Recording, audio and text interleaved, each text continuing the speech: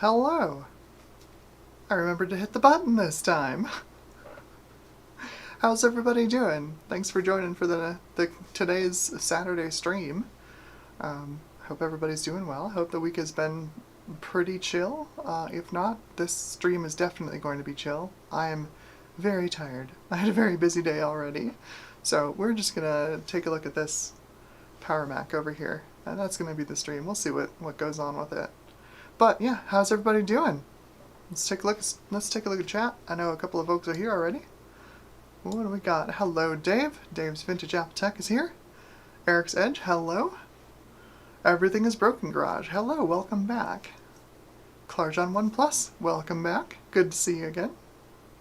Garth Beagle. Hello, Garth. How's it going? You might recognize the keyboard and mouse on the desk behind me, Garth. Hello, hello, hello. How is everybody doing? I hope everything's going okay today. I hope you've had a good week. Oh, it has been, yes, you recognize this.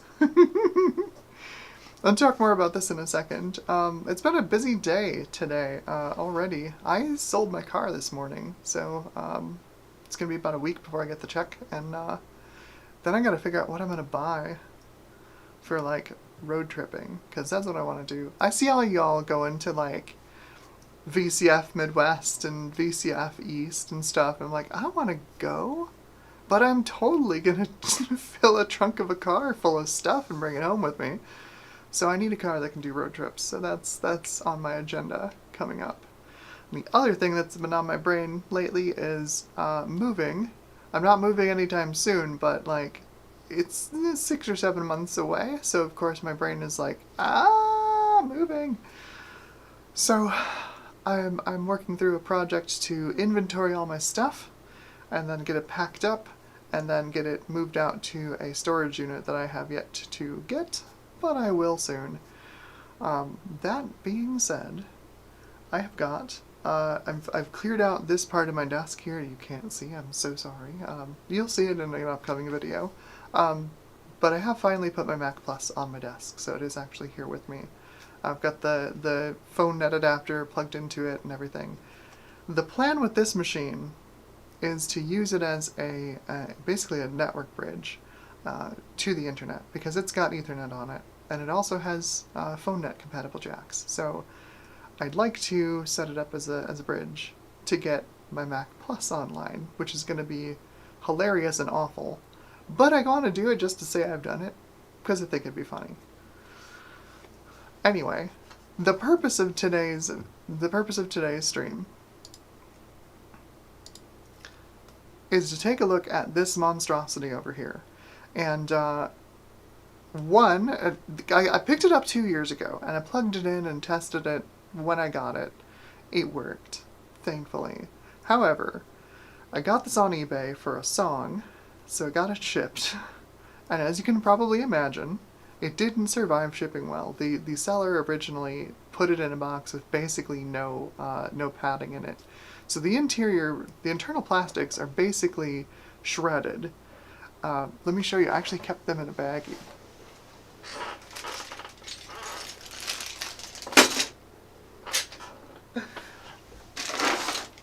There's what's left of the internal plastics. The poor thing is, and I actually, in moving it this morning to get it ready for stream, there's more stuff inside it that's broken. So it's in pretty bad shape. The idea is to take this thing and remove it from its shell. I know it's sacrilege to deshell a Mac, but this thing's not very impressive. It's not very loved model. It's a Power Mac 7275. It's in basically the case design that I like the least from Apple.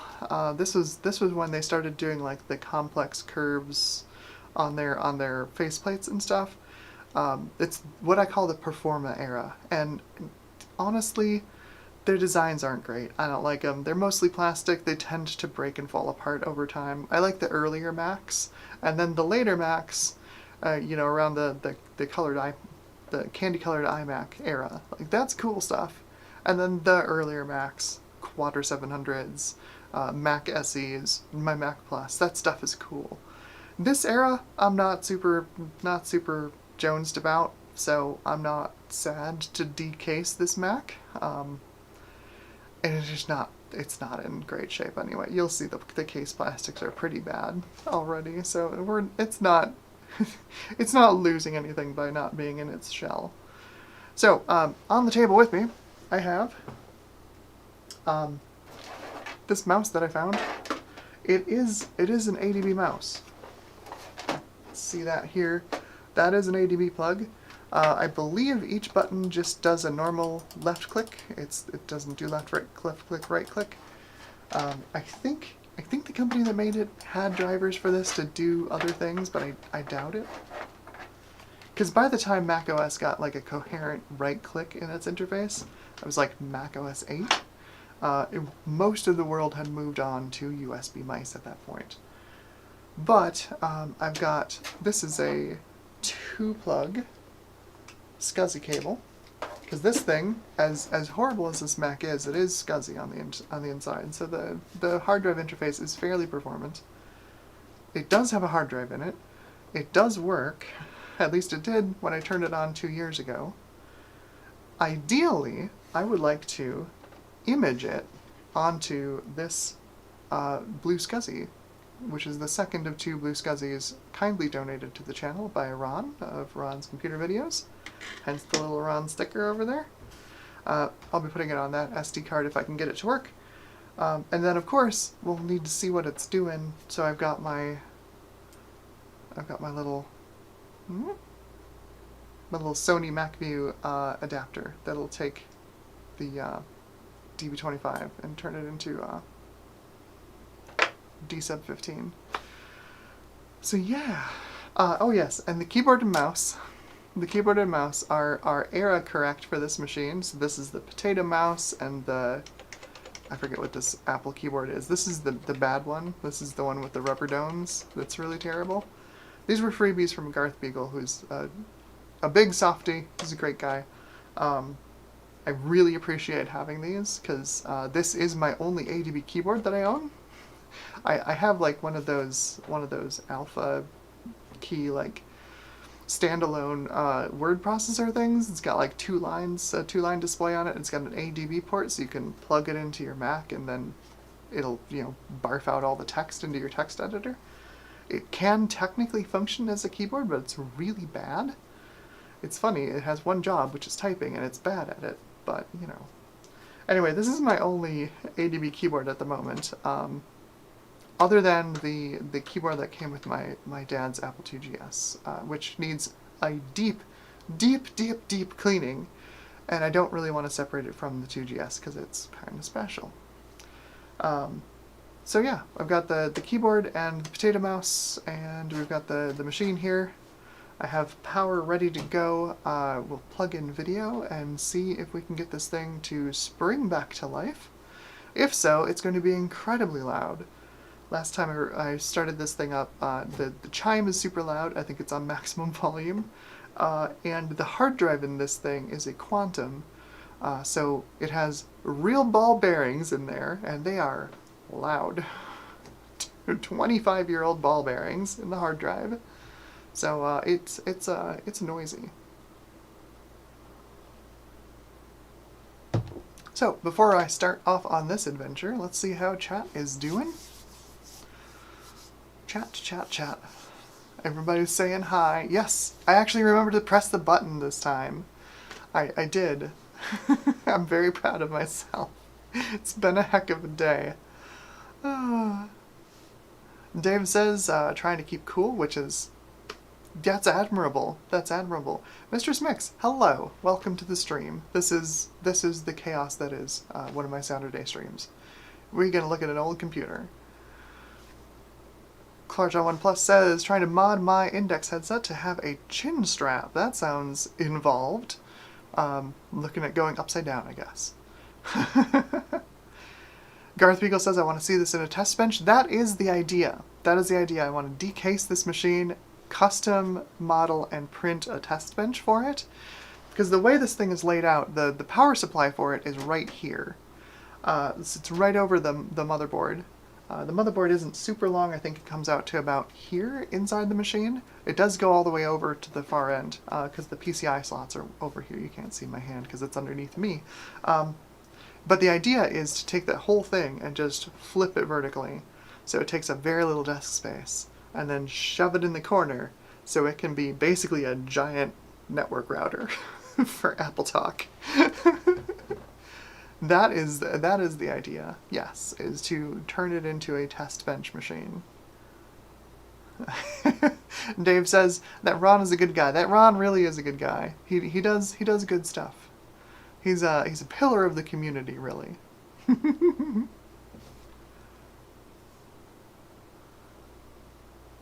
Clark on OnePlus says, so someone in another Discord was posting about how they used a chin strap kit designed for proper helmets, and it looks like they used very high quality straps to hook it into the frame. Well, hopefully it works. Good luck.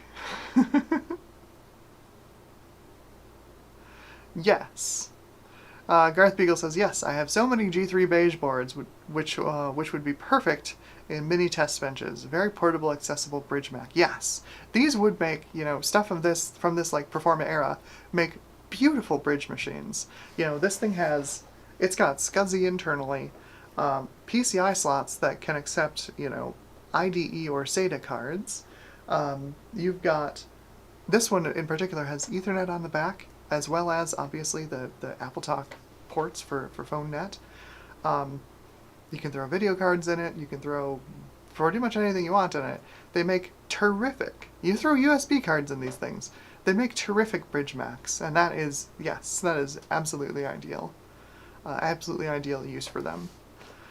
So hopefully, I don't know if the mounting holes are the same between like the G3 beige desktop and this thing, but if they are, then yeah, I'll absolutely release the STL for this test bench when I finally test benchify it, and we can all have portable G3 beige bridge machines.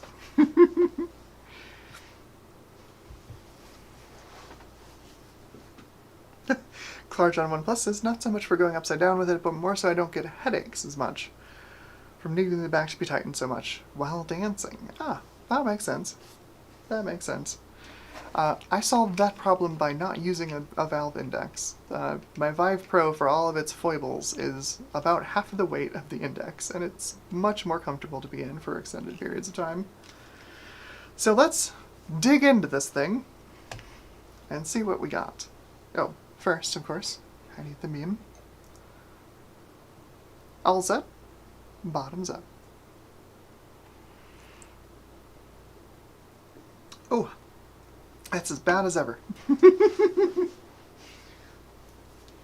Alright, so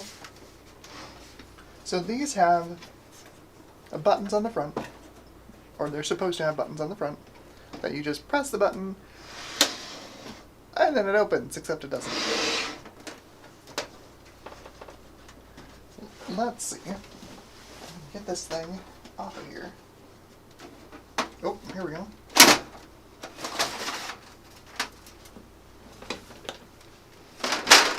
Alright. So there's the greasy meat of the machine. Bet you didn't think you'd hear those words today.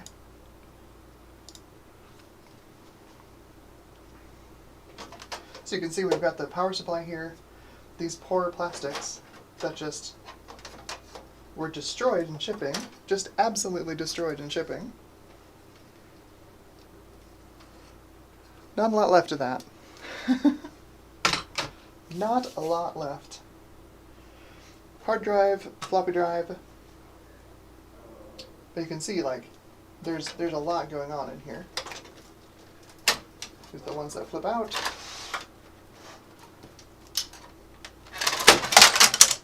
Well, there goes the hard drive. But that's the idea. That's the basic layout of these machines. That's why it's my hope that I can get this thing to work in a test bench case. I'm hopeful. Fingers crossed. So, first thing I want to do is fire this thing up and see if it still works. So before at that. Look at that. How cute is that? Can you see that on there? It's got a little kickstand that keeps it up. Adorable. Okay. Now that I've definitely destroyed this hard drive that I was really hoping I could image, I need to replace this cable, the 2-conductor cable.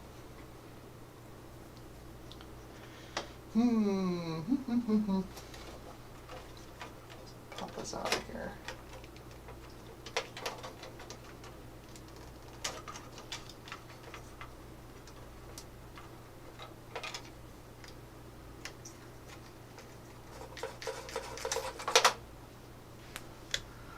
Gareth Beagle says, yeah, what's nice about using this machine as a test bench is it requires minimal cooling, and he's not wrong.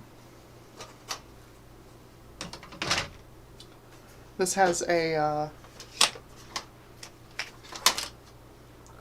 PowerPC 601 at 75 megahertz. You can see that is literally, that's all the cooling on it. There's not much there, because it just really doesn't need a whole lot. The power supply fan is right here. You can kind of see it on this angle, but it basically lands, when you close the case, it basically lands right over the CPU. So it does pull some air. You know, it does end up pulling some air over the heatsink. But yeah, it super doesn't need a lot of cooling. So that, I think, is our SCSI connector. Kickstand is going to be the death of me. Yep, that's our SCSI cable. So let's see if, first of all, do I need to? I don't. I have a 2-conductor SCSI cable in here already. Actually, I have a 3-conductor SCSI cable in here. Okay. I don't need the other SCSI cable. That's cool. So let's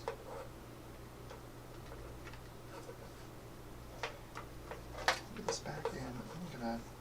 I know if I plug this in here, I am going to destroy this caddy. I know it. It's just going to die.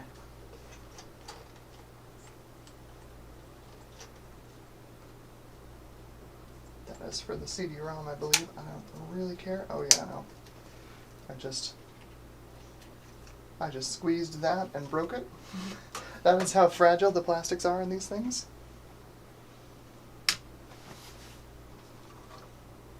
Okay, so let's get video in here. Grab a Mac view.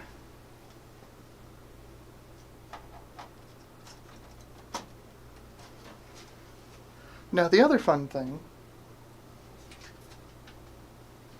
with this machine is I have some upgrades, Action Retro style. I've collected a few cards for it over the years. I've got what I hope is compatible memory, but I'm not entirely sure.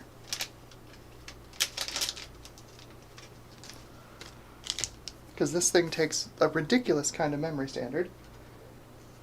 I have a SATA card, which has had its BIOS flashed for classic macOS compatibility.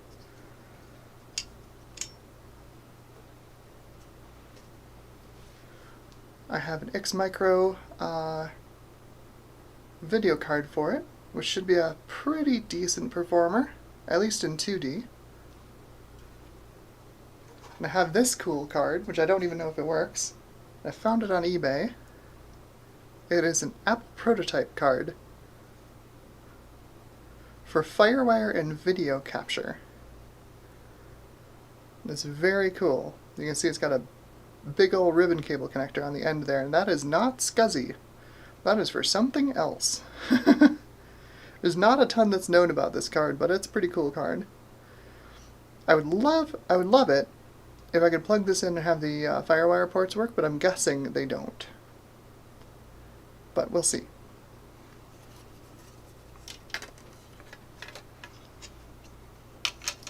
First things first, though. Let's see if this thing just works. It Just needs to boot. It just needs to boot. Let's see if it boots. So video's in. Let's get the mouse and keyboard in. This thing has one ADB port on the back. It does have one ADB port, so I'm plugging the mouse into the keyboard. Which is on the middle.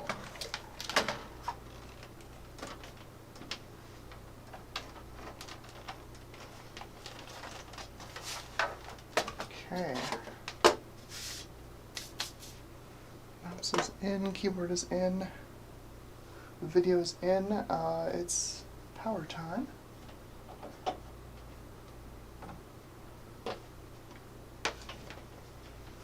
This will be the fun part. Does anything go pop?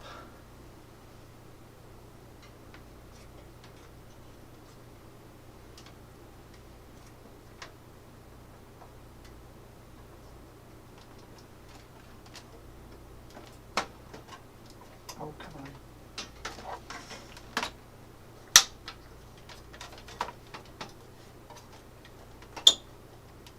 I'll get your butt in there. Oh, this is snapped off, that's why. There's a power cable shaped hole in the back of the case that plugs into the power supply. And it is broken.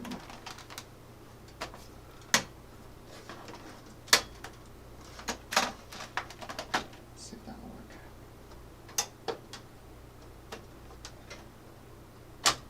Nope. Okay. Plan B.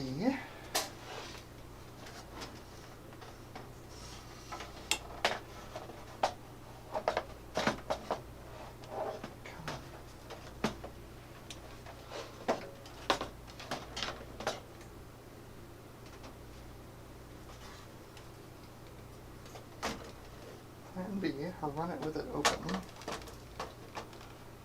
Hope the hard drive doesn't die.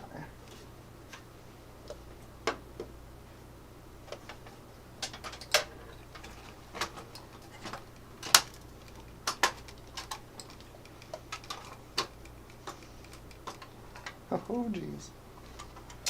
That is willing to go all the way over to the end. So that is not connected to anything anymore. Like I said, this is my least favorite case design from Apple. They used it for a long time. They were very proud of it. So I can get this off of here. Don't think so. Can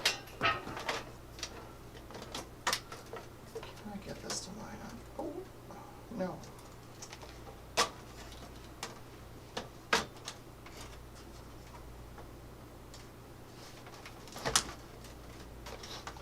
Might be lined up enough. Let's see.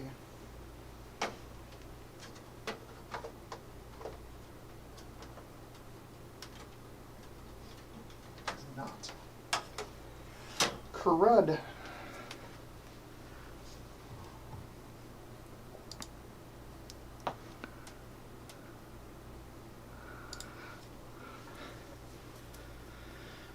Yeah, for real. It's all gonna break.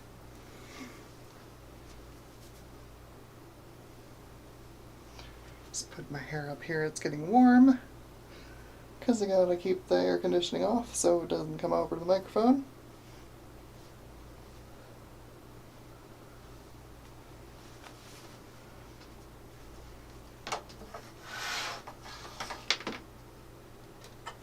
Alright, let me show you what is going on. Without, hopefully, destroying that hard drive any further. Oh yeah! I picked up a virtual game station for this. You might be able to see, yeah, you can see where the power plug is for this thing. It is offset because this back panel no longer fits where it's supposed to.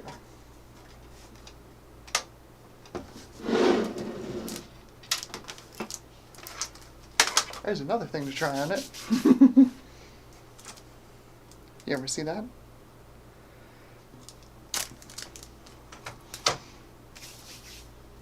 Let's see. So if I give it a good squeeze, it apparently will line up correctly. Come on. It's just not going to do it.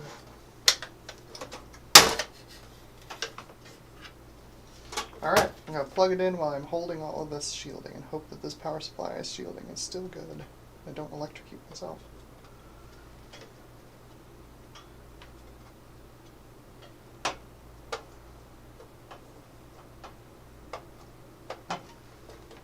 I have it in backwards. No, it's still not lined up right. Oh, there we go. She's in! We got power. Okay. So on the front, of course, there is a power button that is all plastic and completely broken. It does press this little micro switch on the motherboard, which you can just barely see down there. Let's see if it works. Keyboard ready.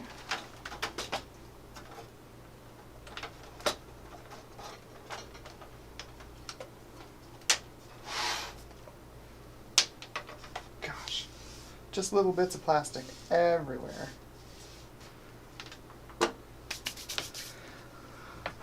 Make sure the capture card is ready to go.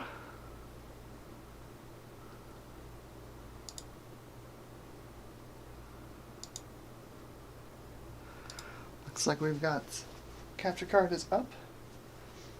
Plug in the VGA cable, that will probably help.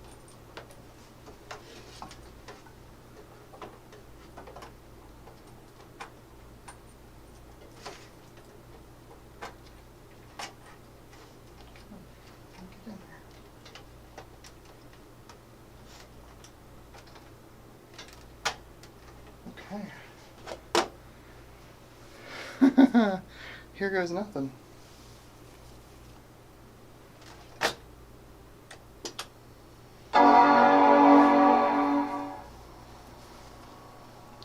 It's not going to boot. Don't get your hopes up.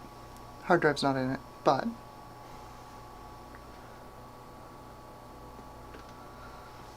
she does work.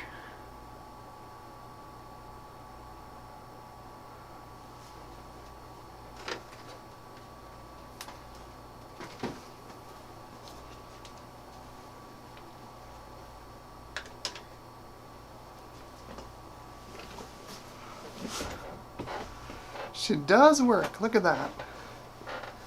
Well, heck. Alright, let's put that hard drive in there and see what it does. Sweet.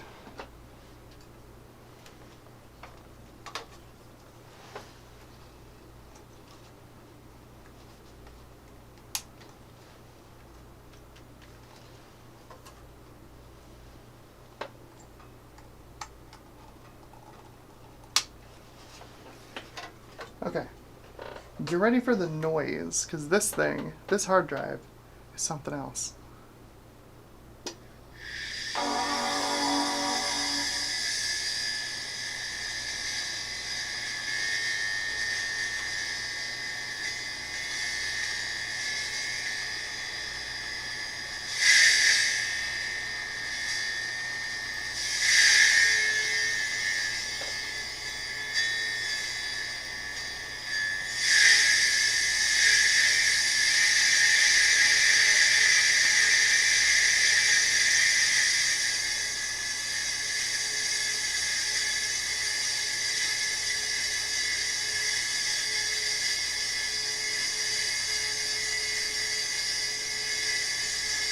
No, that's not too happy at all.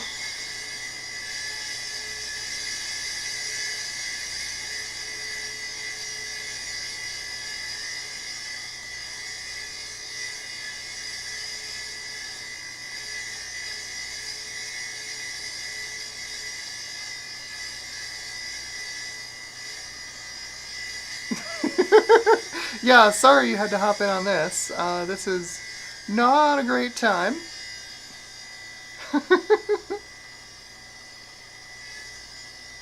Somehow it functions. I'm not entirely sure how.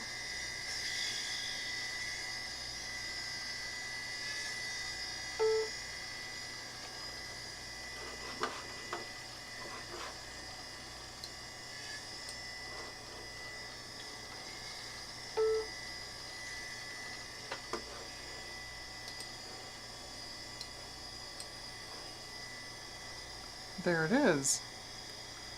That is... Yeah! This hard drive's not in a great place. Not in a great place at all. But yeah, we've got 32 megs of RAM. It is macOS 8.1. Looks like a base install.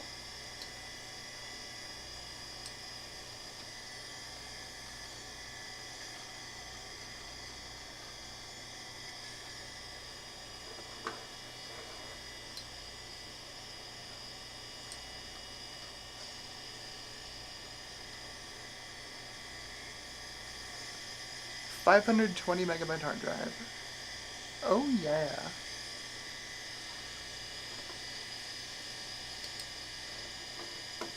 Considering it looks like it is actually a base install, I'm not sure if I actually want to bother with imaging this. I think it's probably best to just let this hard drive die. So, let's turn this thing off and save our ears.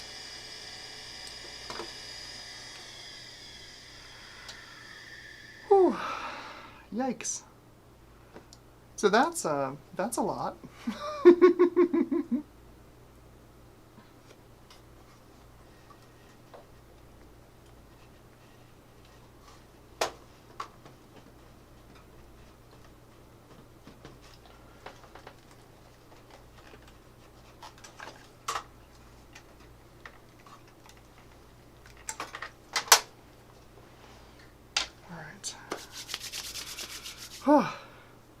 Does technically work.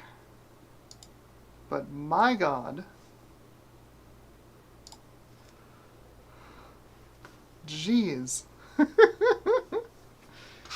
Alright, I guess let's prep this SD card for Blue SCSI. Nothing really special here, just format it, FAT32, or exFAT, I think.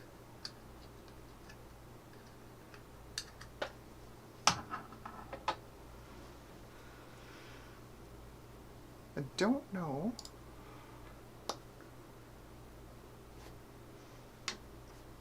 Unless anybody's got a handy macOS 8 image. Alright, so let's see what chat says here after that horrific sound.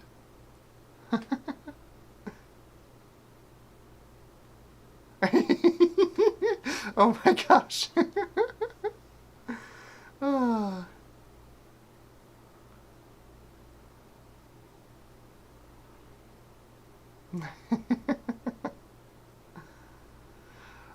Sleepy Malibu says, go into open firmware. Yes, if I hadn't just turned it back on, it could go into open firmware. Yes, it is. It's not a mechanical hard drive, it's a maniacal hard drive. Garth says a bit grindy in it. Yeah, definitely. Dave says sounds of power. Blank DMC, holy metal grinding Batman. Yes, it's so bad. It's so bad. It's much worse than it was, and I think it probably wasn't helped by me accidentally dropping it. It was pretty loud the first time I booted it, but that's louder than it was the last time I booted this thing. Yeah, Dave said it was getting quieter. Yeah, it tends to calm down a bit. I really think it's the bearings. I don't know. Because these old Quantum hard drives were just, you know, straight up ball bearings. You know, nothing special. But of course, they're lubricated once at the factory, and then they're not supposed to last for 30 years. You know. This one I think is original. You see it's got the Apple logo on it, so that means it was manufactured for Apple by Quantum. I think it might be the original drive. So this thing is, gosh, 1993? Is there a date on this thing? 500 megabytes. 500 megabytes! You get an extra 20 megabytes for free!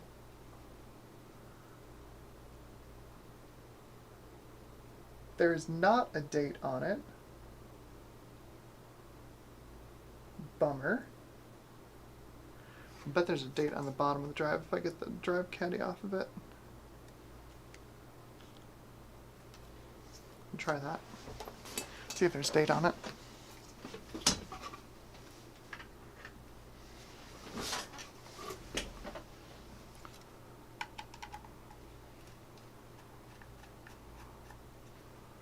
The irony of unscrewing from plastic that's so soft and so brittle that you can just crush it by accidentally squeezing it, not lost on me.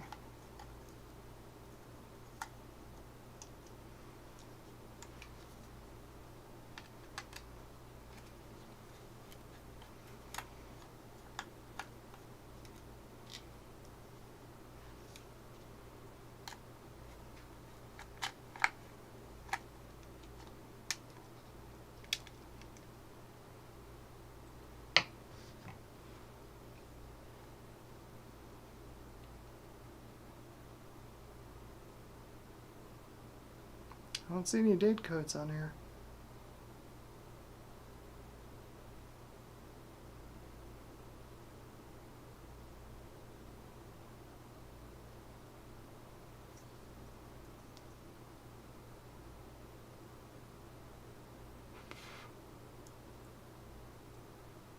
Oh, maybe on the front.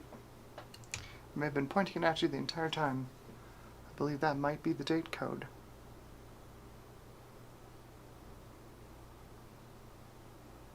1995? I think maybe. I don't know if that puts it late, if it'd be an upgrade hard drive.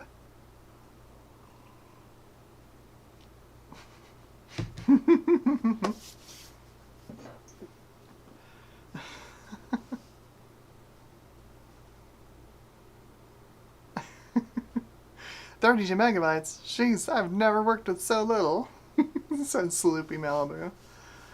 64 to 128 on that would be plenty of RAM. Yeah, I don't know if this is the right kind of RAM. I have another, I managed to dig up a 16 meg stick of fast page mode DIMM, because that's what this thing takes. It's bizarre RAM. But then of course there's a voltage issue. I don't know if this is the right voltage for the RAM, so I don't actually know if it's going to work. I have no idea.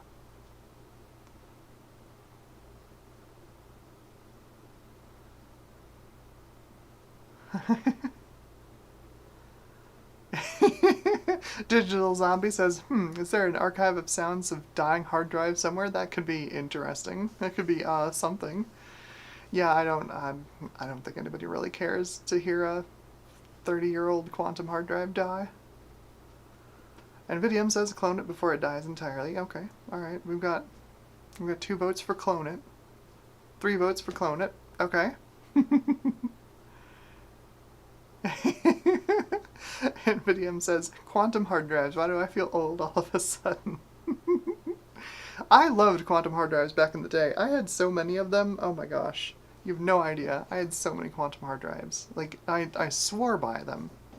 They were so good.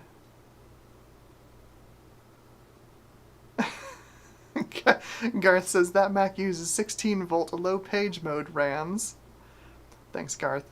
I'm pretty sure it's 5-volt fast page.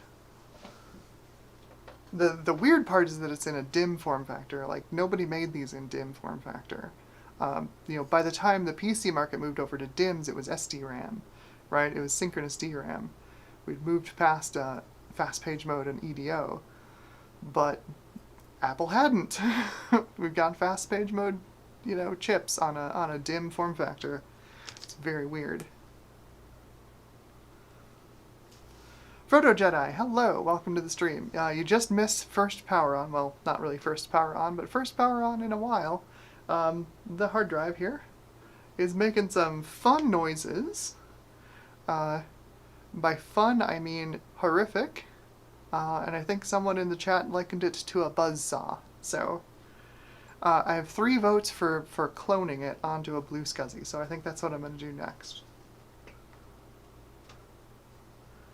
I've got my SD card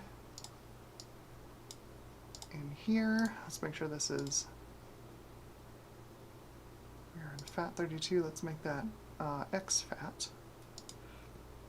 I think Joe said that exFAT works best.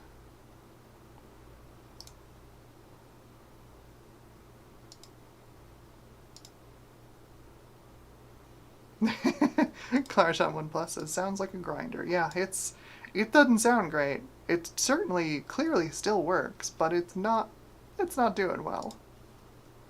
It's really not doing well. Okay, so we've got exFAT. Let's make, I don't remember the syntax for a blue SCSI image.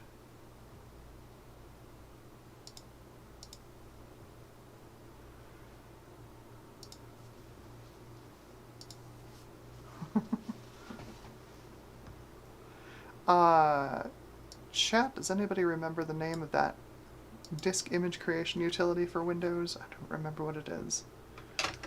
The one for making blue SCSI compatible Mac images.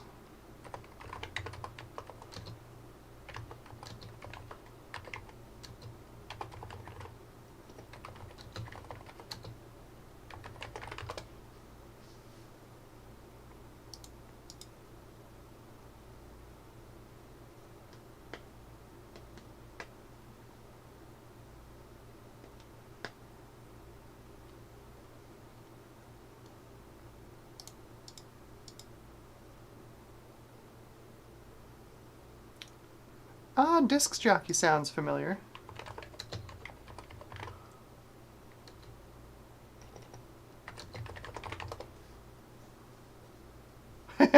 Sleepy Malibu says, Disk Copy 4.2. Yeah, that's the OG.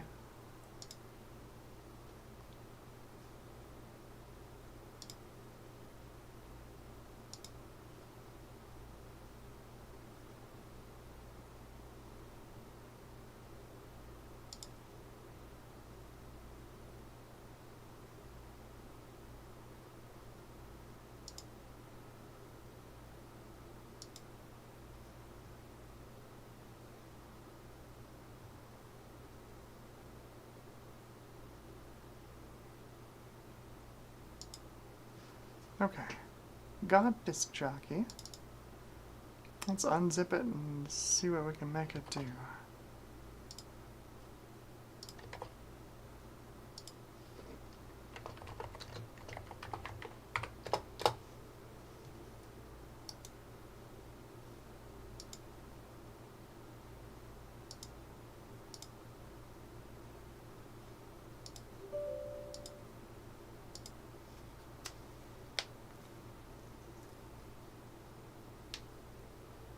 That's my plan, Garth. And Garth says if you're going to image it, I'd boot and mount the blue SCSI and copy the files off the hard drive to the blue SCSI. Yeah, that's what I'm going to do. Want to have a 2 gig image? That's what I was hoping to set up.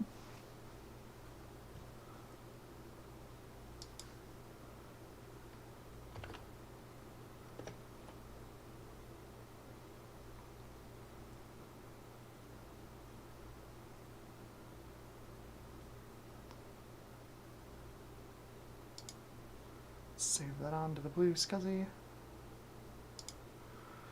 I know this is super riveting. I don't have a great way to show my desktop at the moment. I'll fix that at some point.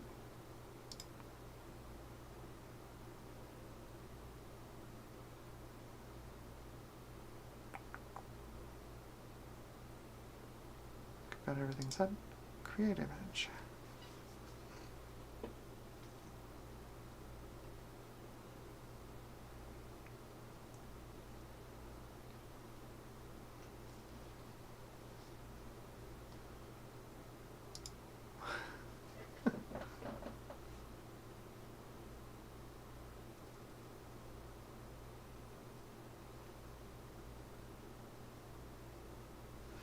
I should probably check and see what SCSI ID this is set to.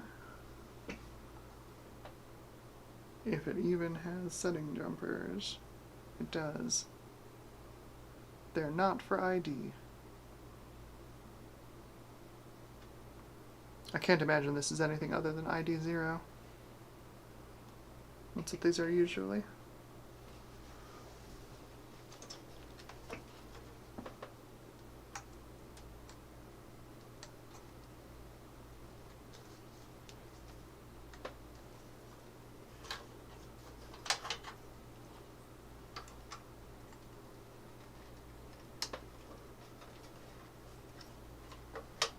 wonder... One sec.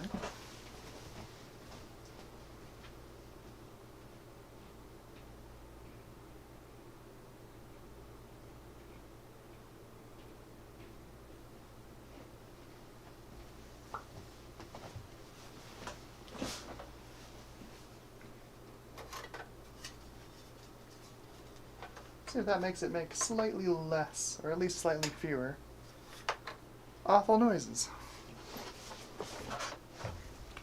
Okay, Disk Jockey's doing its thing. It looks like it's actually writing the whole image out to the SD card, so that's going to take a little bit. It's not a particularly high performance SD card, and that's fine.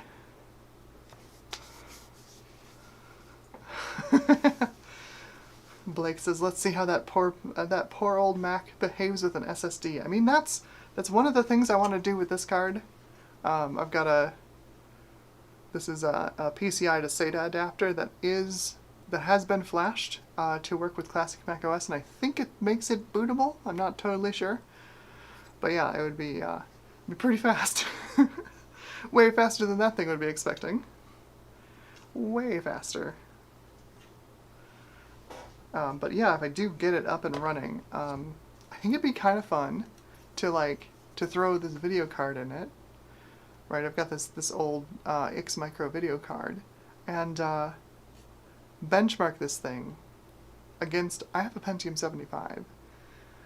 PowerPC 601 75 versus Pentium 75. It'd be kind of a fun fight. And see which one runs software rendered Quake faster. I think it'd be a good time.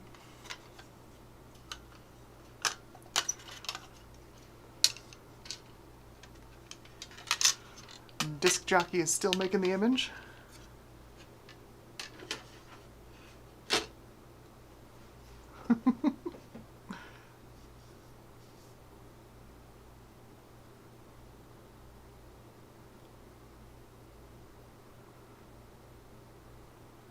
Oh yeah, if I had been paying any attention, that's right, NVIDIA says, didn't macOS mention ID0? Yeah, if I'd been paying any attention at all to the Apple System Profiler, I think it probably would have told me exactly what SCSI ID it was. Usually they're 0, and that drive doesn't have any jumpers on it to select a different SCSI ID, so I'm going to guess it's going to be ID0. So, I'm not surprised. Thank you for paying attention, because I'm not.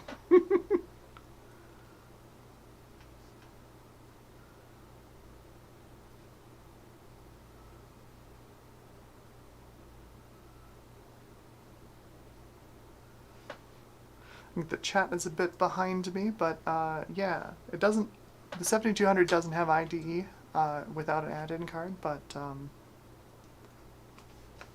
that's what this is for. I mean, it's not IDE, but you know, SATA works. You didn't notice the SATA ports on the end there. It's kind of a weird little card to put in an old PCI Mac. But seeing it in this state, I'm extremely excited to get it the heck out of this case and not have to deal with this slowly decomposing plastic case anymore. It's very bad. And I apologize to everyone who's like, what's going on? Currently, I am waiting for Disk Jockey to finish creating a 2 GB image on the SD card for the Blue SCSI.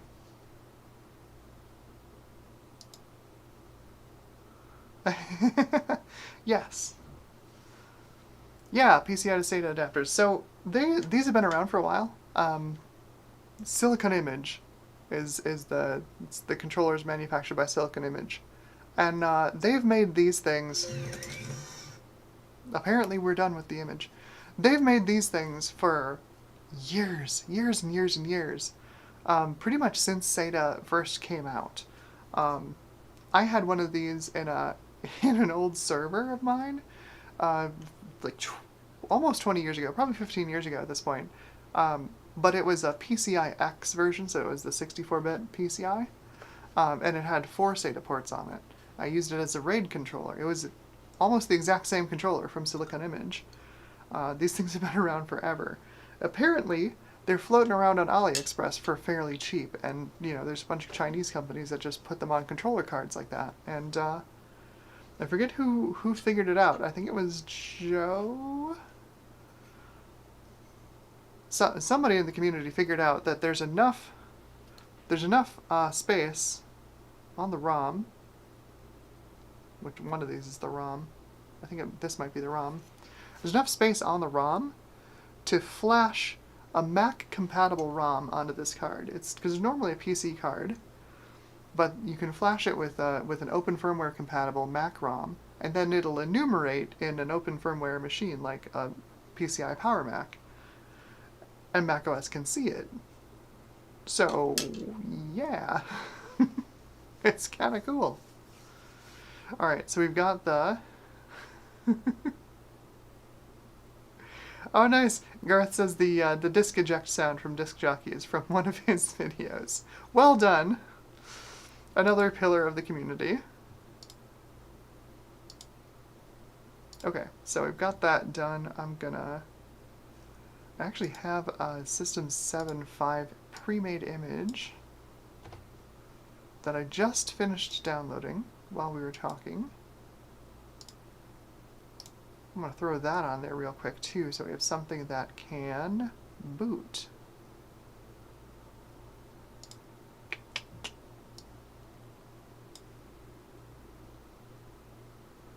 Oh, that's another 2 gigs. No thanks. I don't want to deal with that. This thing is so slow. Okay, so our options are boot off of the SCSI disk again, hope it works for a 3rd time, and then use that to copy all the stuff over.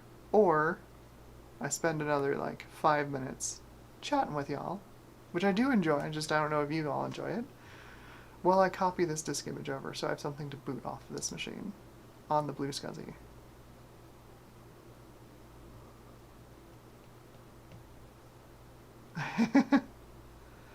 Sleepy Malibu says, mine. Gareth says, and yet, do I see any residuals from my floppy disk eject sound? I'm so sorry. I'm sorry that you don't. It might help. It might help if the software costs more than $0. But you know, I just spitballing. I'm gonna just copy this on here. It is a 2 GB image, which is gonna take a little while, but we'll chat. This SD card is not super fast. But that means we'll be able to boot off the blue SCSI. So if this drive does end up kicking the bucket while I'm trying to image it, or at least get files off of it, we can just continue on. It won't be that big of a deal. It'll have its Viking funeral, and it won't disrupt the rest of our operations on this machine. Alright, so it is copying over to the SD card. So yeah, this machine, let me move it over here a little bit. Excuse me, Rob.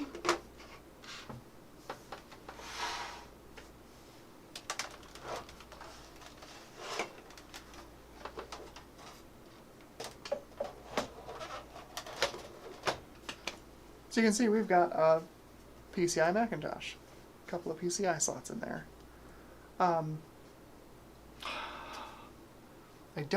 It's got to be a New World Mac if it's got PCI slots in it, but I don't think it's particularly recent as far as New World Macs, being that it runs a PowerPC 601 rather than like most of the New World Macs. The early New World Macs ran 603Es, so I don't know.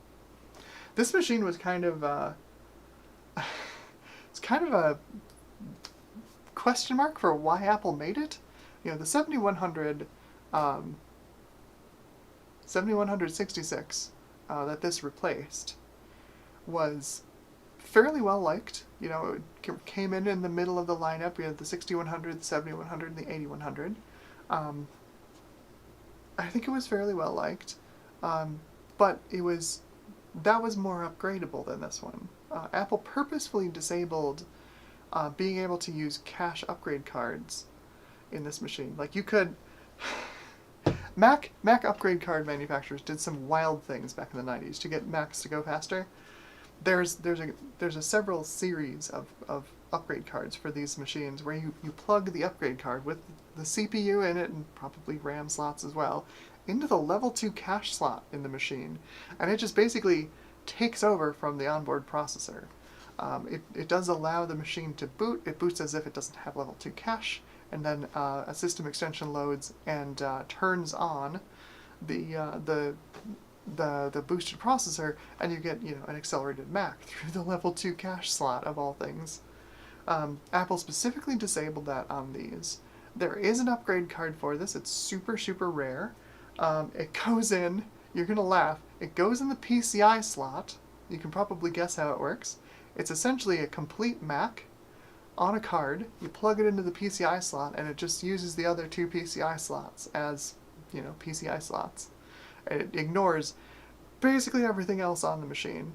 I think it might use the onboard SCSI controller, because I think that also appears on the PCI bus, but that's it. It basically it ignores the whole rest of the machine. It's a wild design. Not super popular. Not a lot of them sold. Very difficult to find these days. But yeah, that's I think Sonnet made it. It was a G3 upgrade card, I'm pretty sure. But yeah, plugged into the PCI slot of all places.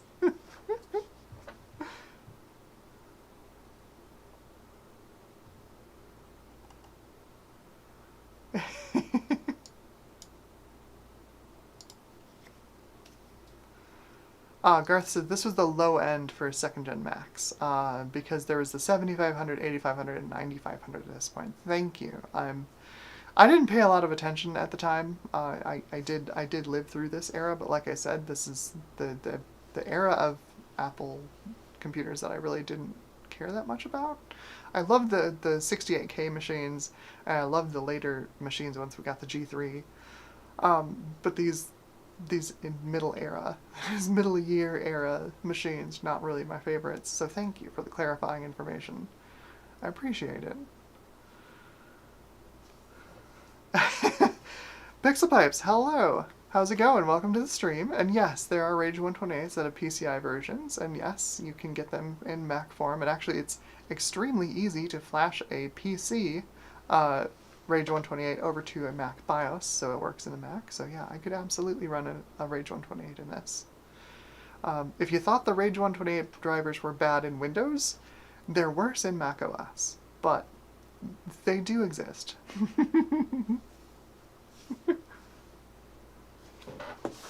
Alright, so let's see if we can image something on here, or if this is just going to collapse under its own weight. Oh, I need to set the ID on that second image before I do anything else.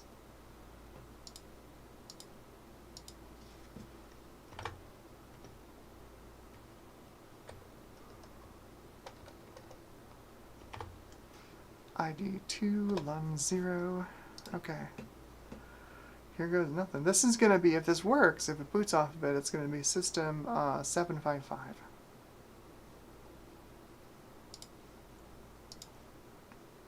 And eject.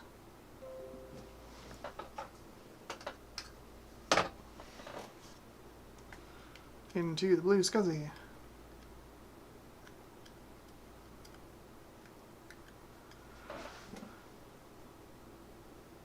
It's got a Berg connector for power. Does it need it? HiveMind, help me out. Does the internal blue SCSI need that Berg connector for power? I can go try and rummage up a Berg connector. A Molex to Berg? Or is it going to work off of termination power? Do you think?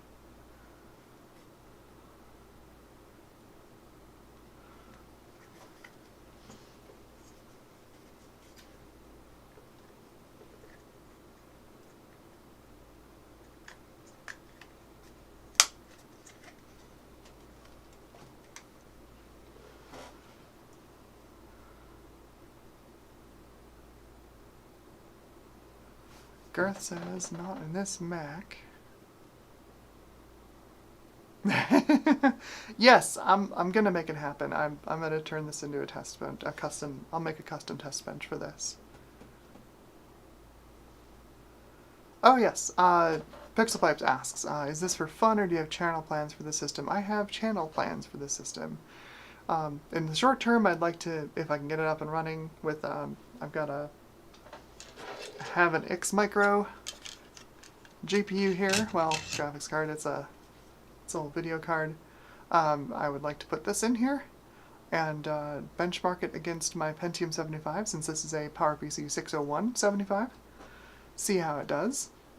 But then through the into the future, my goal for this thing is to basically turn it into an internet router, and it's going to be an internet router for my Mac Plus, because this has the fortunate I don't know. It's not super common for Macs of this era to have like a full like Ethernet port on it. They usually have like a micro AUI port called Apple AUI, and then you have to plug a transceiver into it to get Ethernet. This has just an RJ45 just hanging out on the motherboard for Ethernet. So I want to plug it into my Ethernet network and then use it as a bridge over to AppleTalk via PhoneNet. If you weren't here for the last stream, let me grab one of my PhoneNet adapters. I'll show you what I mean.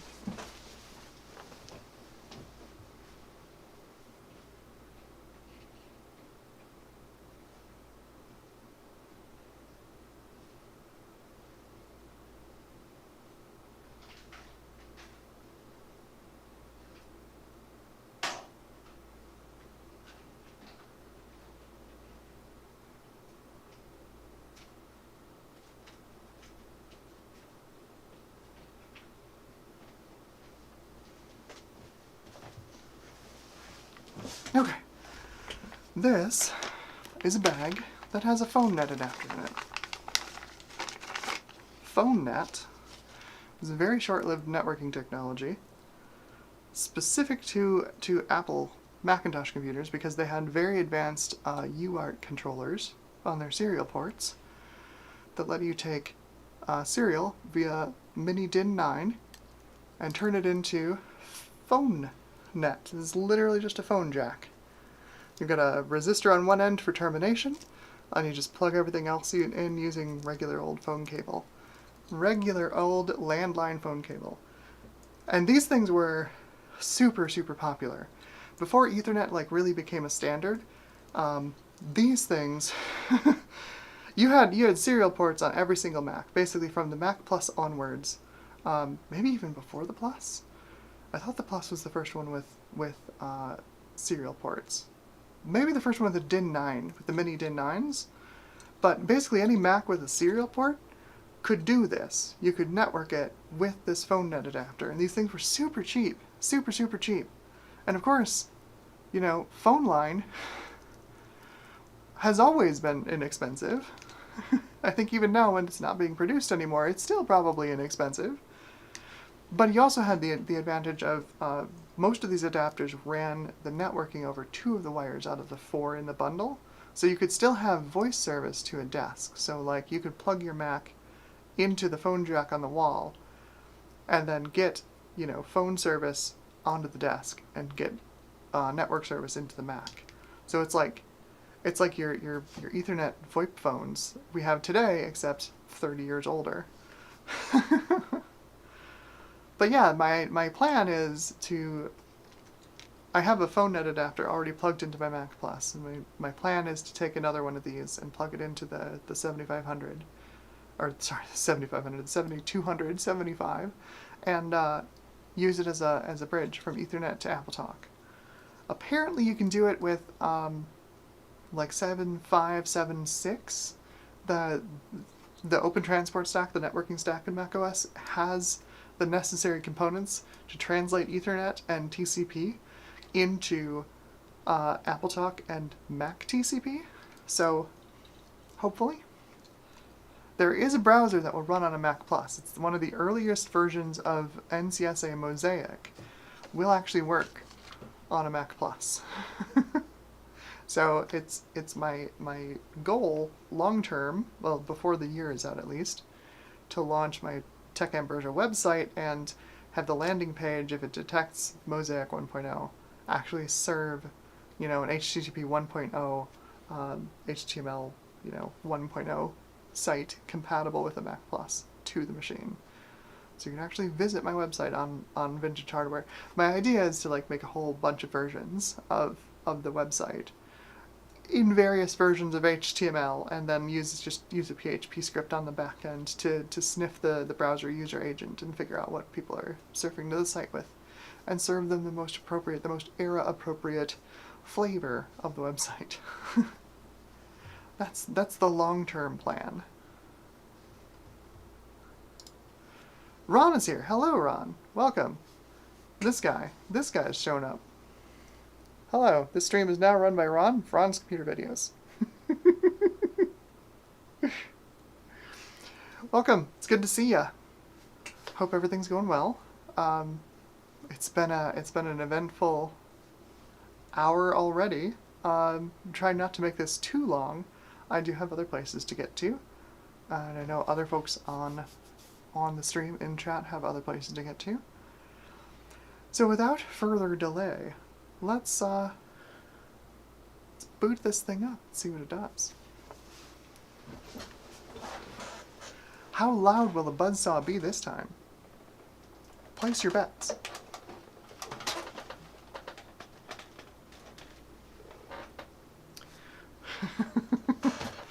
Alright, let me get the capture card ready here. I should really put the desktop view down there in that little corner there, but this layout is specifically for when I'm over on Dave's stream on Sundays, which I do occasionally show up there, and I'm doing like some classic VGA gaming. So I've got my big wall of classic computer, and then subscribe links down below. Anyway, here we go. You ready?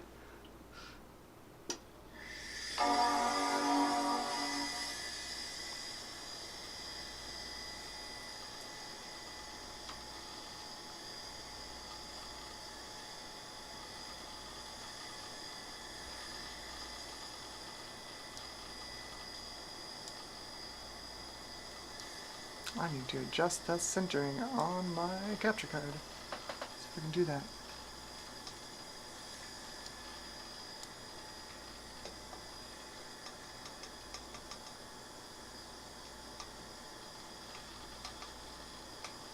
No, go back to pan scan, thank you. Shoot.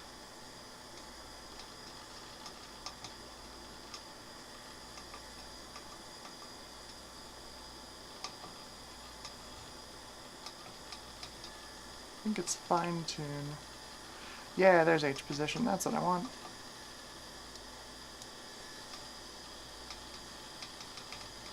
There's the left edge, there we go. Okay.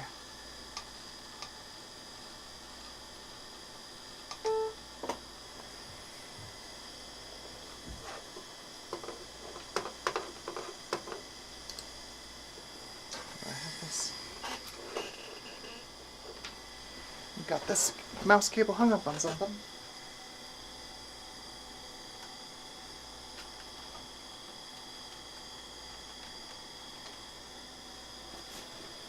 There we go.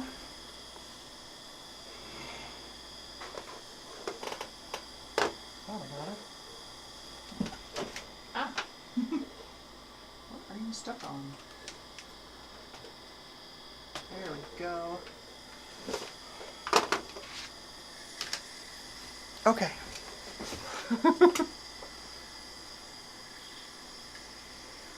Oh, it is warm. Do we have... Oh, I am not seeing discs. I am not seeing discs.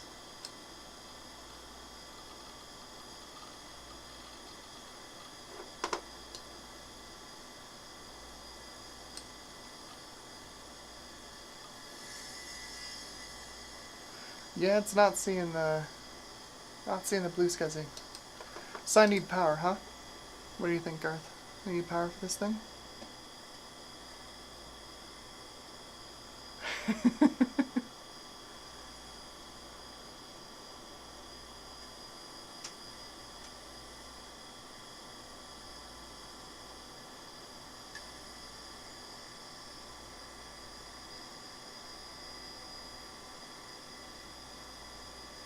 I've got a red light on the blue SCSI. I don't know what this thing is missing. It must just be power.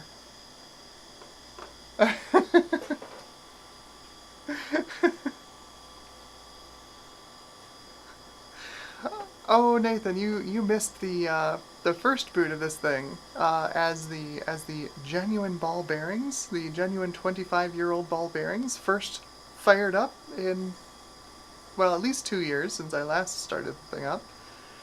It sounded very bad. I had to reduce my stream volume, it was so loud.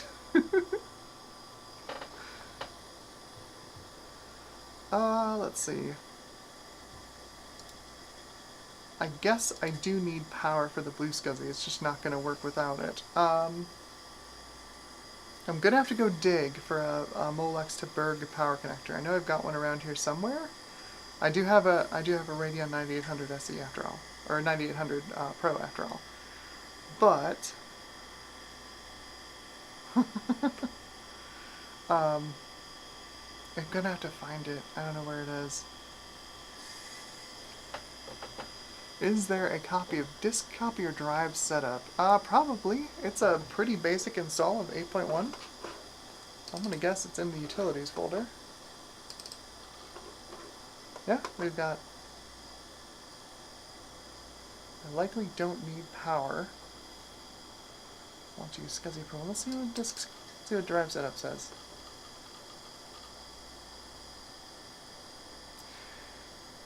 There is one of the images on here should be prepared. It should show up. Yeah, it's not seeing the blue SCSI at all.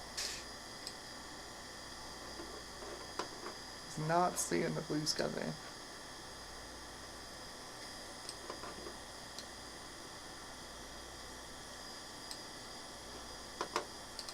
I wonder.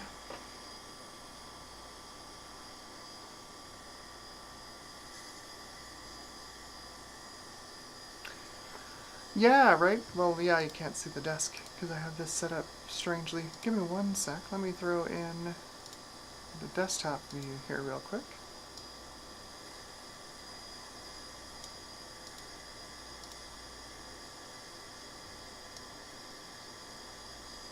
So yeah, you can see I've got lights on the blue SCSI. Although it doesn't seem to do anything. Let's see if I run drive setup again and it scans the bus. Do I just have to like move these around from one connector to the other? Do I just have the connector backwards? Is that my problem?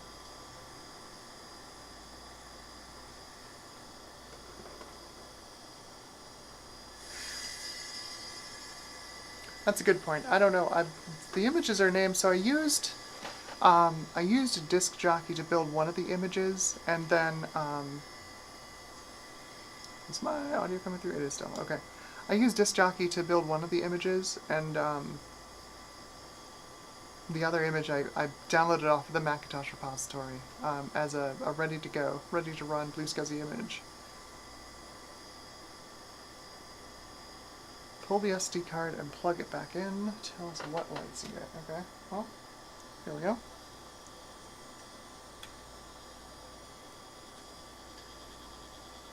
Pull the SD card.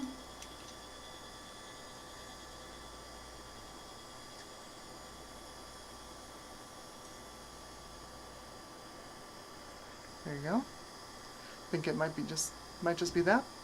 I just didn't read the SD card correctly.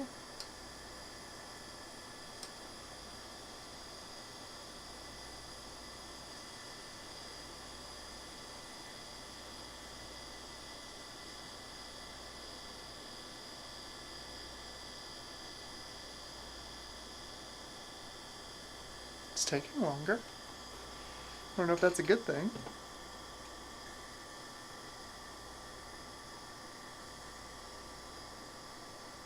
Though there's 2 images on there. One should be ID 1, the other should be ID 2.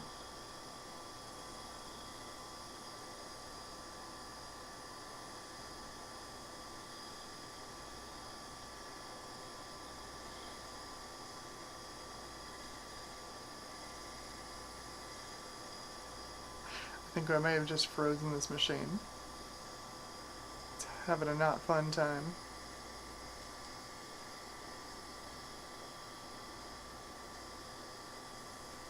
Yeah, okay. Can do that.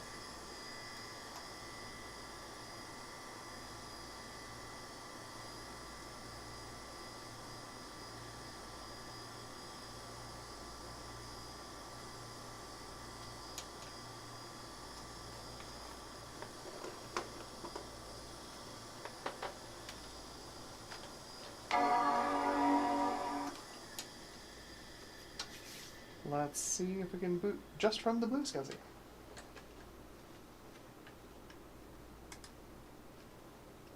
Oh, come on, get out of there. Get out of there. There you go. Unplug power so you don't make horrible noises again.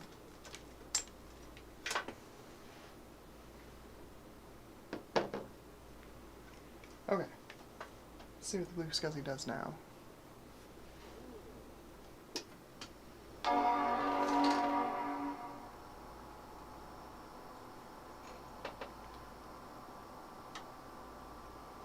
So much quieter.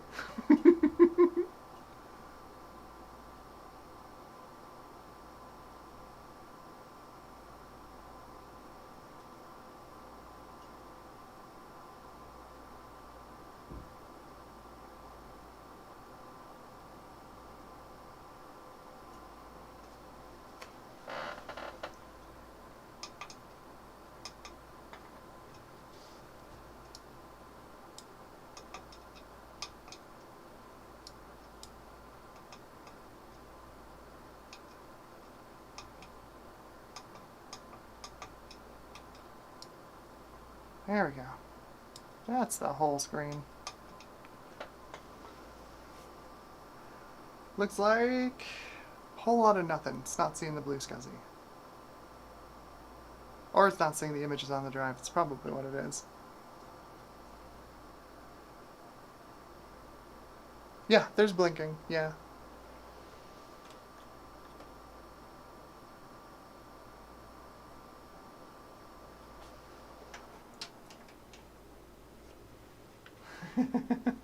Welcome to Blue SCSI Diagnosis class.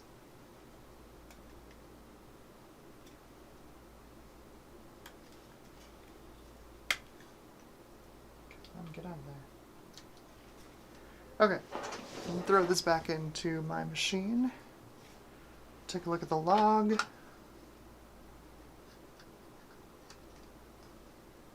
See what it says here.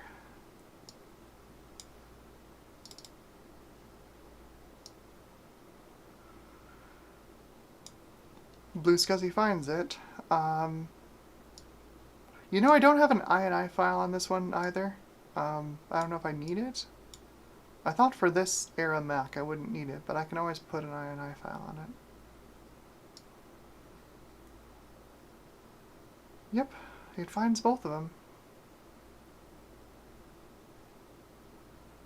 And yeah, they're assigned to the right IDs, ID1 and ID2. So I don't know if this needs to have a compatibility flag set in the INI.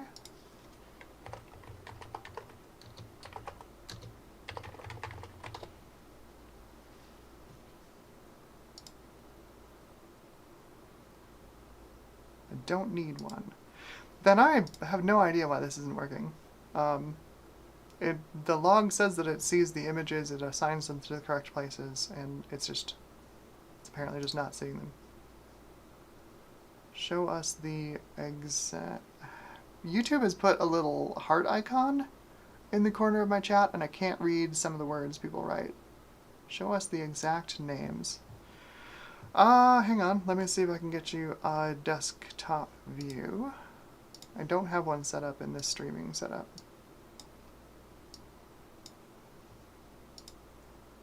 One sec.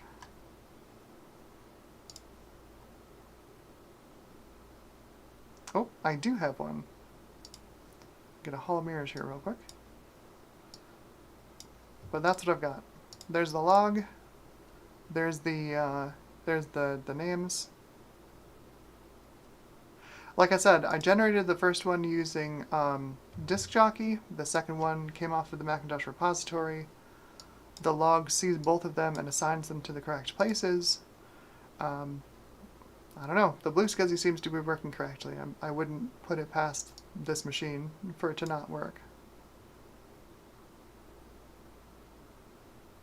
HD00 name HDA.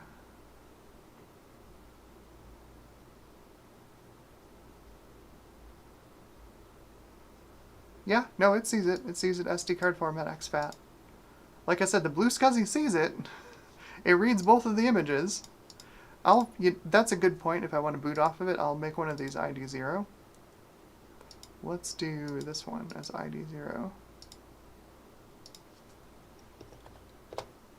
And let's see if that does it.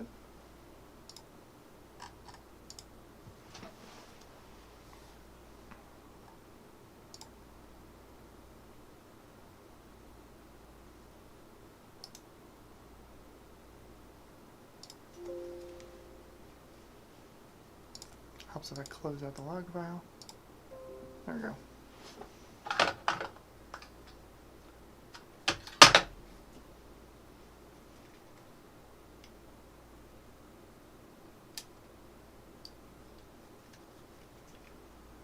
Okay.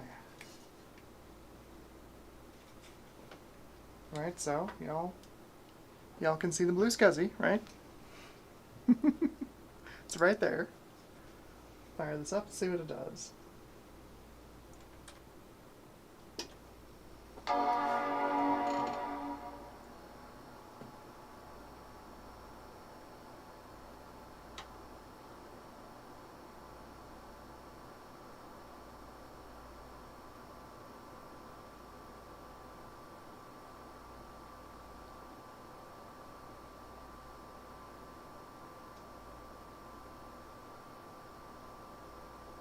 Do I have to set any jumpers on it for termination? I don't think we're dealing with a blue SCSI issue here. I think we're dealing with an old Mac SCSI issue. I think that's our problem.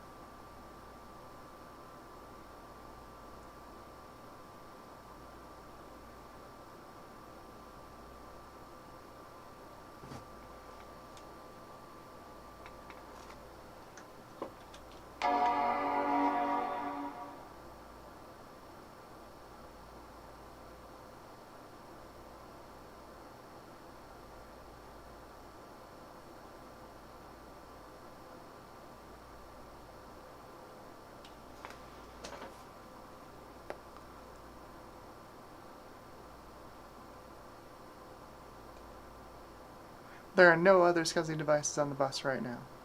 It's just this blue SCSI and the host. Yeah, there's no CD drive plugged in. It doesn't have one. There's nothing here.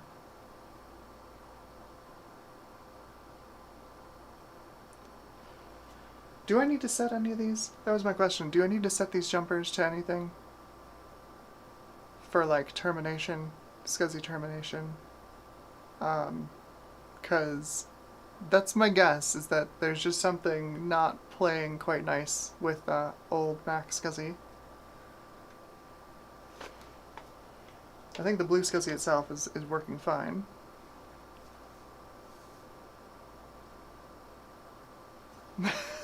I formatted it just in Windows, and then I just made the image on Disk Jockey. Like I said, in the log, the blue SCSI sees it. It sees the SD card, it sees the images, it puts them in the correct IDs. I don't think we're dealing with the blue SCSI issue. I don't think we're dealing with a blue SCSI issue. I wonder if it needs power. It probably doesn't, but I wonder if it needs power. I also wonder if the termination isn't set correct, like if it has termination turned off.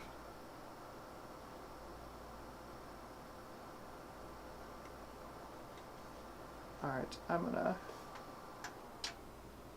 try a thing here. Because if it's not set up for termination, then I should be able to put it in here on this connector.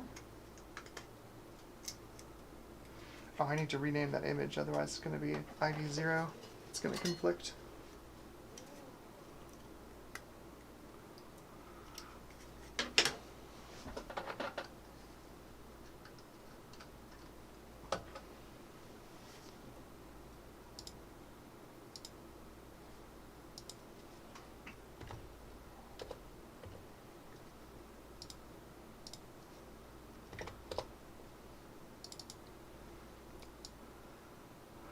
Yeah, so the log says, you know, SD format exFAT, SPI speed 50 megahertz, max file length 64, SD card, initialized SD card, let's go.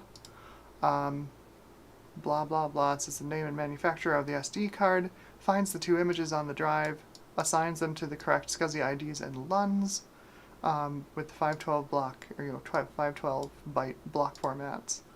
And it says finished initialization entering main loop. So I don't think we're dealing with a blue SCSI issue.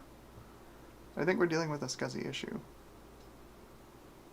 Just a regular old small computer systems interface issue.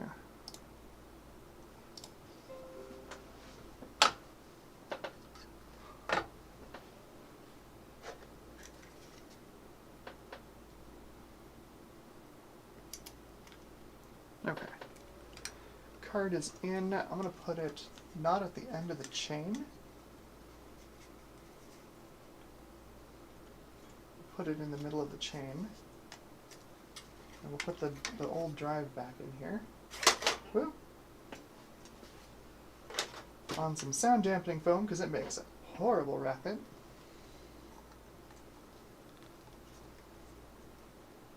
So this should do termination, I think, since there are no jumpers for termination at all on this drive.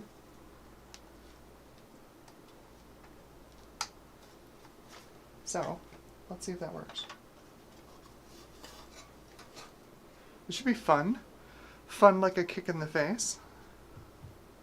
Let's see what it does. We have green lights on the blue SCSI.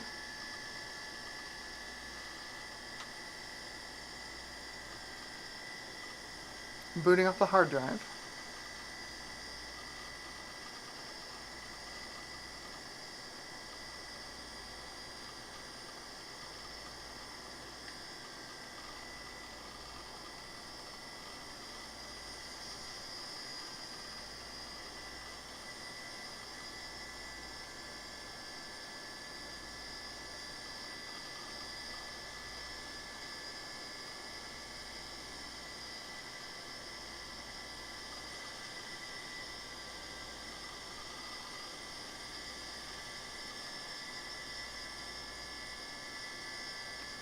Oh, that's a new one. I think we were encountering a SCSI error.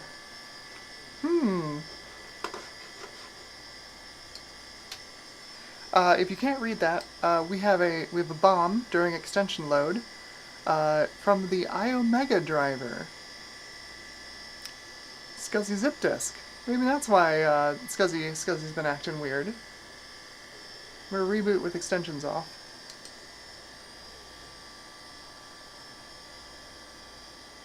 Hopefully.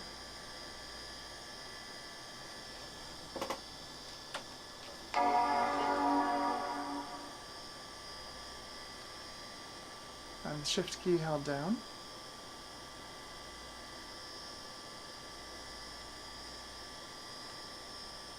I think we're making some progress, I hope.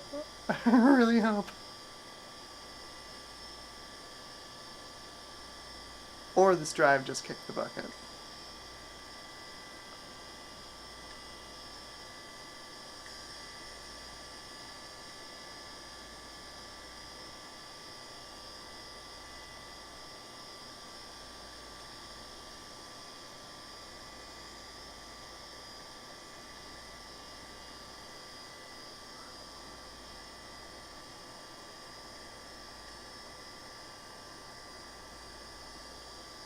I think this drive may have just kicked the bucket.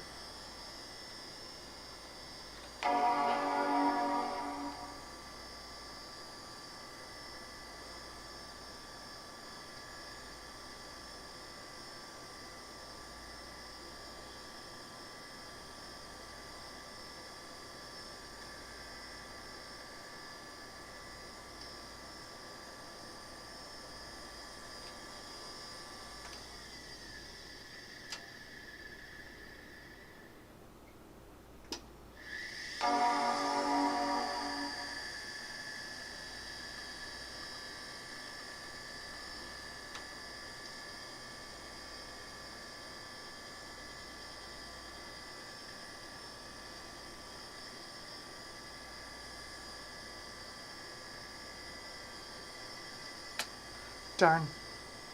Darn, darn, darn. Oh, I think that drive's gone.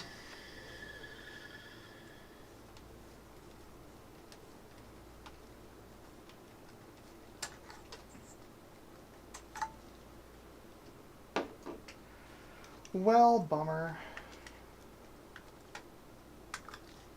Bummer, bummer, bummer. What I'm gonna do is, Ron is constantly telling me to reformat the SD card with some other utility. So I will do that, but that's going to take hours at this point. It's a 32 gig SD card and it works at about 8 megabytes a second, so it's going to take a long time. I'm not going to bore y'all with that, so I think this might be the time to end this stream. At least y'all got to see it boot once. I guess maybe we can try it one more time with just the drive attached, just to see if that SCSI drive is actually dead. DED dead? I'm certainly curious.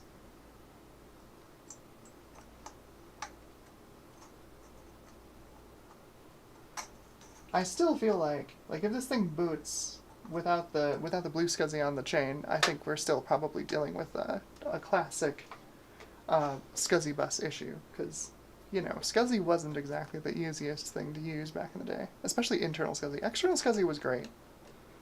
Internal SCSI, not so much.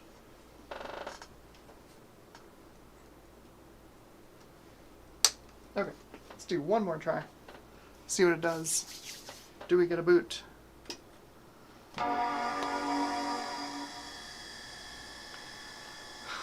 Most ball bearings do not sound good at all. Yeah, there it is. Yeah, I think we're just dealing with a regular old SCSI bus issue. With the blue SCSI off of the bus, it boots right up off the drive, so... Bummer. Bummer, bummer. But I'll reformat this SD card and see if I can get anything to boot off of the blue SCSI on it. And hopefully image this drive before it dies.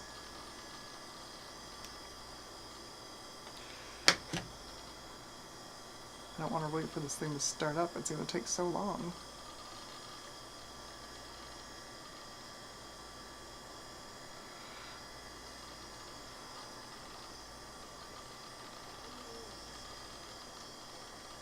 Come on. Before I turn it off, I'm going to disable the iOmega driver. Yeah, no kidding.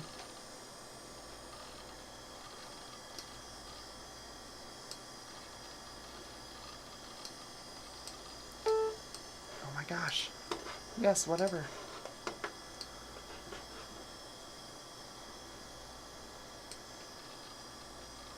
Let's kill off the iOmega driver.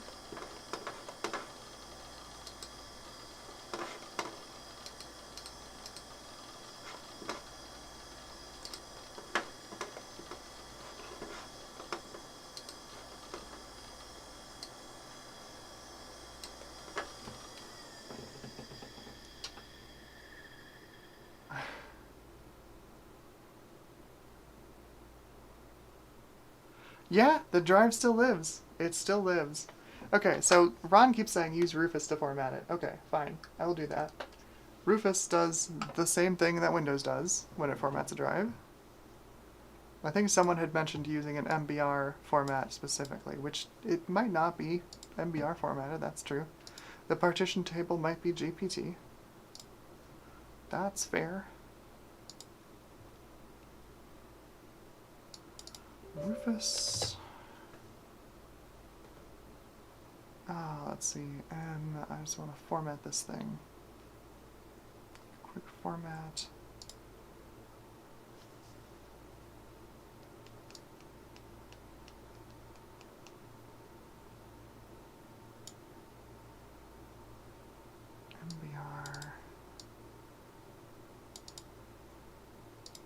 MBR exFAT. Quick format.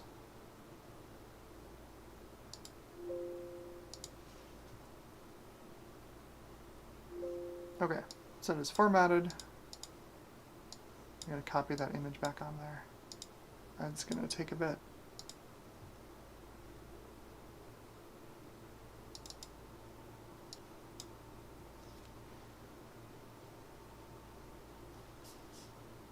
It's going to take 5 minutes. Copy that image on there.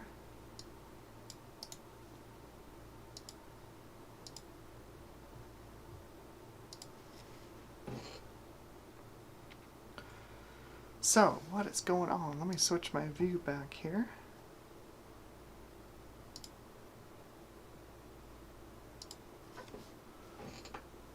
So what is going on?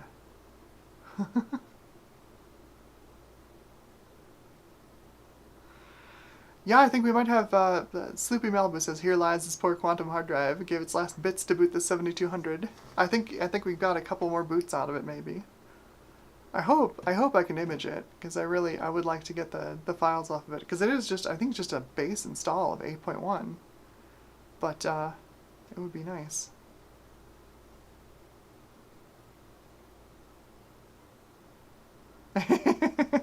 Yes, Sleepy says, my death has been greatly exaggerated, says the quantum drive. Yeah. It's Galarjan 1 Plus says, it's a quantum hard drive. It's simultaneously dead and alive until you power it on, and you have to collapse the waveform. I appreciate jokes like that.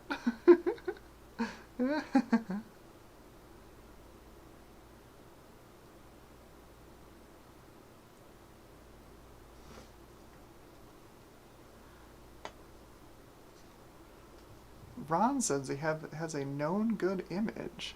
Where are you sending that to me, Ron?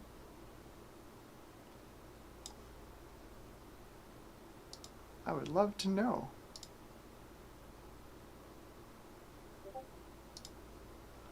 Ah, of course. Discord. Where else? Alright, let's grab that. Nice, small, I appreciate it. A little 200 megabyte image. Let's see what it does.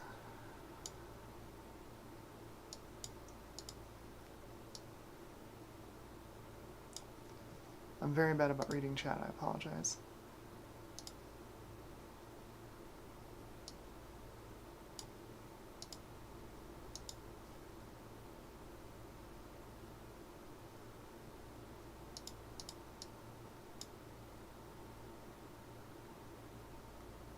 Oh, copied it in the wrong place.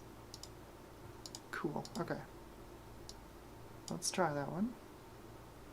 So this is set up as ID 0, so this will be the only booter on there. So let's see what we've got.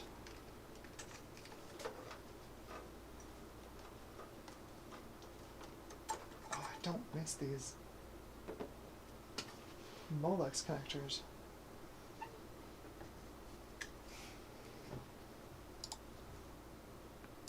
Alright, eject disk. Okay, so we've got an MBR partitioned, exFAT formatted SD card ready to go. I've got the 200 megabyte image from Ron on here. It is in the Blue SCSI. Blue SCSI is attached to the SCSI bus.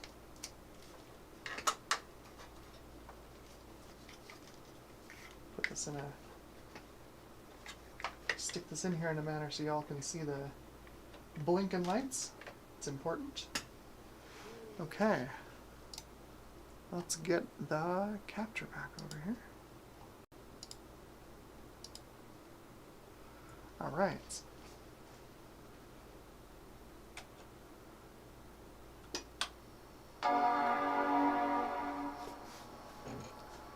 What do we got? What do we got?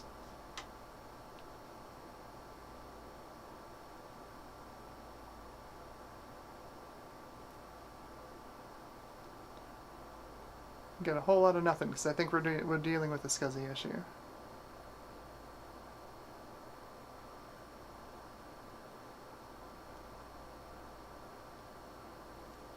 Yeah, that's what I was thinking.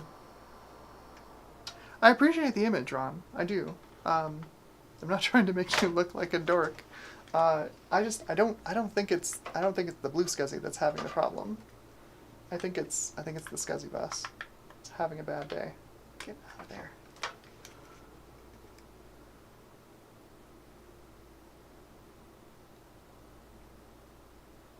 So there's two jumpers on it. I asked about these jumpers before. There's two jumpers on here that say boot 0 and boot 1. And they're both set to 0. Is that important?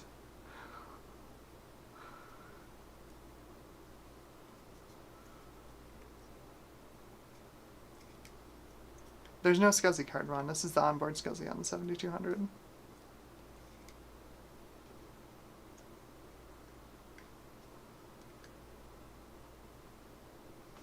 I wonder what these jumpers do. I wonder if this is the issue.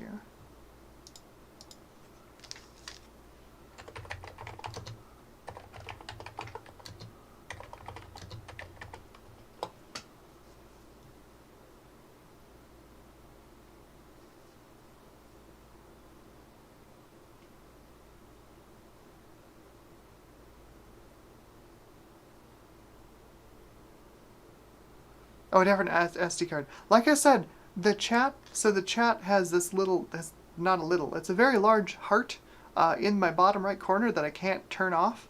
So I can't read every single word everybody writes, which is really annoying when you're trying to follow along with chat. This is ridiculous. I don't know why YouTube put this here. Okay, sorry. A different SD card. Alright. I don't actually have any other micro SD cards. I've got the other one that you sent me. This is one of the ones you sent me. I've got another one that you sent me. Those are the only micro SD cards I have available at the moment. All of my stuff is full-size SD right now. I have micro SDs on the way, but they have not arrived yet. What does the boot 0 jumper do?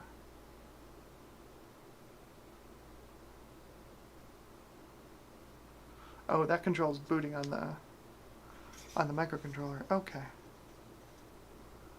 Gotcha. Bummer. Well, that's annoying.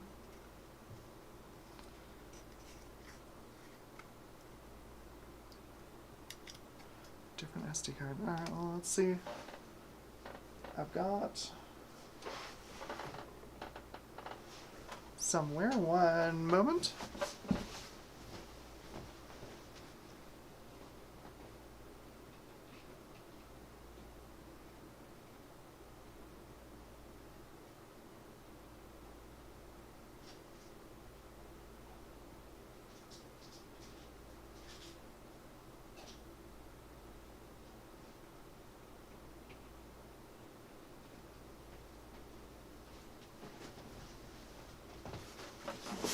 Okay. So this is the other one that you sent me.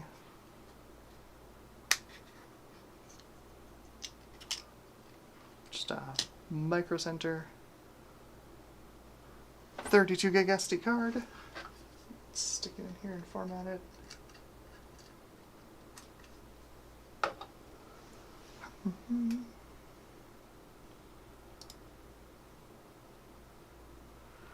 Thank you, Garth.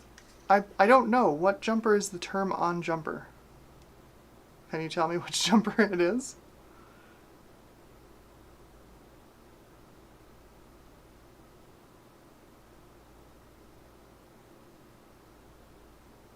Oh, here we go.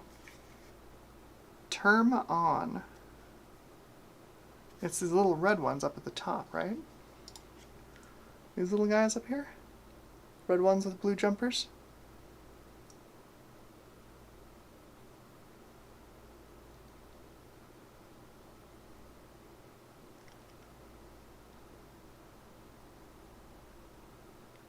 Yeah, it's on for both. Resistor network 1 and 2.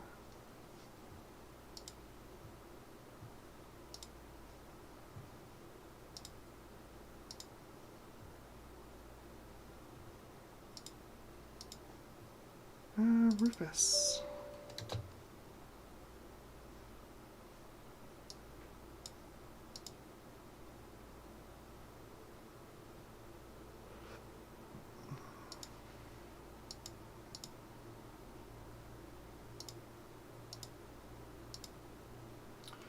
Let's see, MBR, exFAT, format.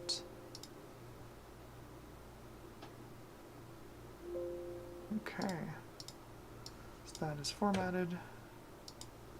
Put the image on there. Ta-da!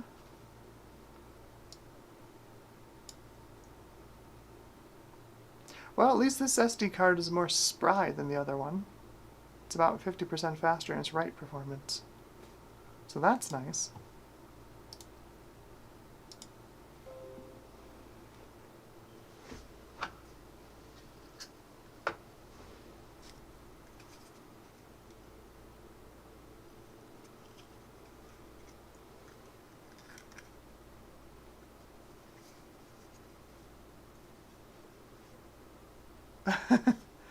Geek with Social Skills, hello. How's it going? Playing with a blue scuzzy.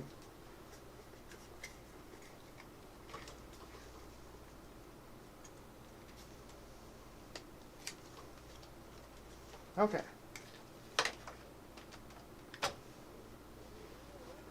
We are back. Image is loaded up. Let's see what it does.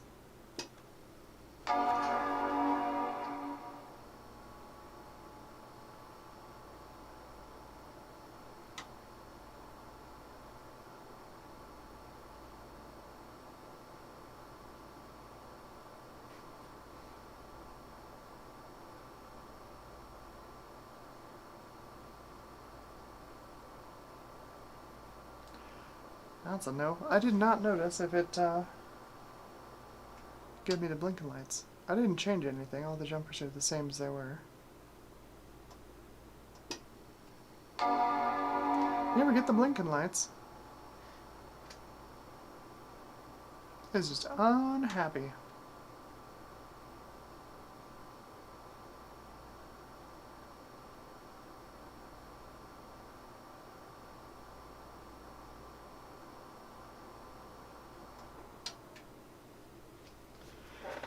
Oh well.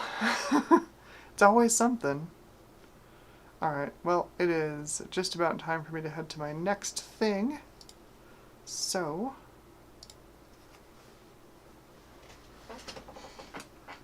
I think it might be time to sign off and say good night to everybody out there. I know everybody wants the stream to run longer. I might move it around in the week to do that. Like, I might start it an hour earlier to run it an hour longer. Because I do have a thing I want to go to in about 10 minutes. So, I guess if I'm going to keep doing stuff like this, like trying to troubleshoot old computers on stream, I'm going to need more time. So, let me know if you think like starting at 3 o'clock Mountain Time instead of 4 o'clock Mountain Time would make sense or would work for your schedule. Because then I can do that. But I will probably, considering how poorly this is going, I'll probably be on Dave's repair stream tomorrow morning with this, trying to get it to boot up off the Blue Scuzzy. We'll see what we can do. I've got a lot more time on that stream. Dave runs his stream all day long. So, I think that is going to wrap it up for this week's stream. I hope everybody had fun. I sure did. I did not think that drive was going to work the last time. I'm extremely surprised that it actually functioned. But yeah, that's the 7200, and it is destined for a custom designed and printed 3D printed test bench, so I can get it on my desk right over there in the corner, taking up very little space, and use it as basically a big network router. I'll probably put like a VNC server on it as well, so I can actually like get to it from my other machines and control it, use it as an actual power Macintosh. But I appreciate everybody showing up. Thank you so much for coming to watch the stream. Sorry for everybody who just arrived. Sorry to end the stream so abruptly, but yeah, I do start these at 4 o'clock Mountain Time on Saturdays. Most Saturdays. I'm trying to be more consistent about it. I'm going to try and nail every stream Saturday from here on out, just because it has been a lot of fun. It's been a lot of fun to hang out with y'all every week. And I hope to see you next week at the next stream. And, of course, the next video whenever I actually get around to releasing it, because it's as with most of my videos, it's turned into just a slog fest, as I got too much benchmarking, too eager on the benchmarking, and now I have to make the video interesting. So anyway, thank you so much everybody for coming along, and have a wonderful night. I will talk to you in the next stream. Have a good one.